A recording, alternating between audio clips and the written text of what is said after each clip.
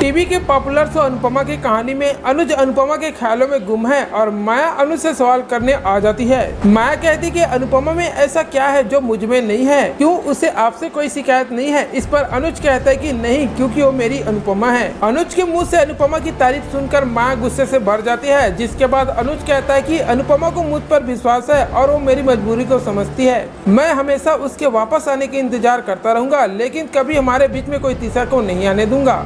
इस पर माया कहती कि अगर अनुपमा वापस नहीं आई तो। फिर अनुज कहता है कि 26 साल उसका इंतजार किया है और अब तो वो मुझे प्यार भी करने लगी है और इसी से मैं पूरी जिंदगी उसके इंतजार में काट सकता हूँ। अनुज के मुंह से बार बार अनुपमा का नाम और उसका तारीफ सुनकर माया गुस्से से जल जाती है, जिसके बाद वो गुस्से से अनुज के कमरे से निकल जाती है। फिर अनुज अनुपमा को फोन करता है और उसे मिलने के लिए बुलाता है। अनुपमा भी हाँ कर देती है, लेकिन तभी गुरु माँ का भी फोन अनुपमा के मोबाइल पर आती है। जैसे ही अनुपमा फोन उठाती है, गुरु माँ समझ जाती है कि अनुपमा अनुज से बात कर रही थी और फिर गुरु माँ अनुपमा से कहती कि तुम अनुज से बात कर रही थी और उसका फोन काटकर मुझसे बात कर रही हो। तो मैं इस पर बहुत इम्प्रेस हुआ।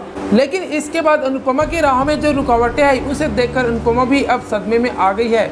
अब सीरियल अनुपमा के आगे एपिसोड में देखना होगा कि अब अनुपमा इस पर क्या डिसीजन लेती है।